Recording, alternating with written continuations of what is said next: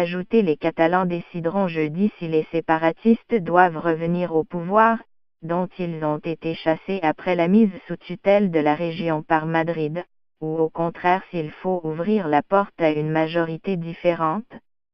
Voici les scénarios possibles. Révolution anti-indépendantiste.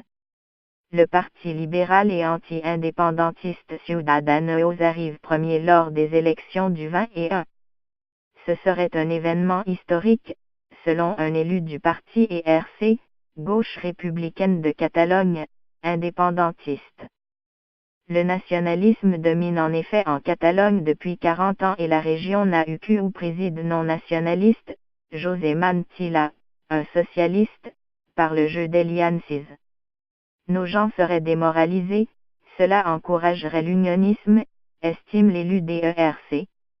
En cas de victoire, Inés Arrimadas, 36 ans, la chef de Ciudadanos en Catalogne, a promis de dialoguer pour surmonter la division de la société et de mener aussi des politiques sociales.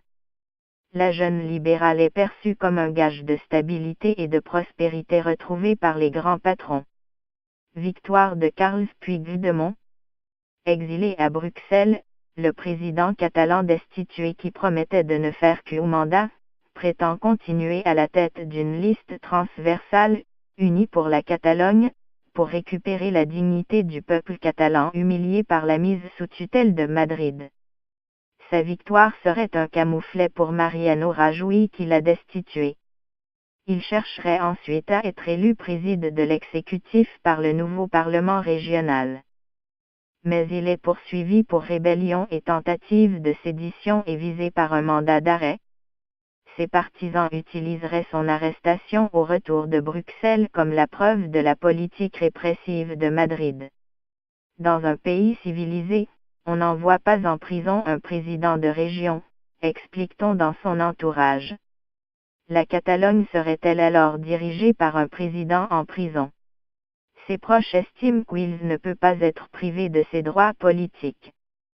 L'entourage du président espère qu'une telle victoire permettra de forcer Mariano Rajoy à négocier. Victoire de l'indépendantiste Oriol Junqueras. Son parti, la Gauche républicaine de Catalogne, ERC, est en tête dans les sondages. S'il l'emporte et que le Parlement le fait présider, il pourrait cependant être maintenu en détention provisoire, et la gestion des affaires courantes reviendrait à Marta Rovira, la secrétaire générale. S'il obtient l'investiture, il mènerait une politique sociale pour élargir la base du mouvement indépendantiste, qui n'a compté en 2015 que sur le soutien de 47,8% des Catalans, confie l'élu ERC. Blocage à l'espagnol, nouvelles élections. Tous ces scénarios partent cependant du principe que l'une des trois favoris obtient l'investiture grâce au soutien d'autres partis. Mais les risques d'une paralysie politique semblable à celle qui avait bloqué l'Espagne en 2016, faute d'accord au sein des blocs indépendantistes ou espagnolistes, sont élevés. La formation d'un gouvernement sera très complexe, même au sein du bloc indépendantiste, estime le politologue Pablo Simón.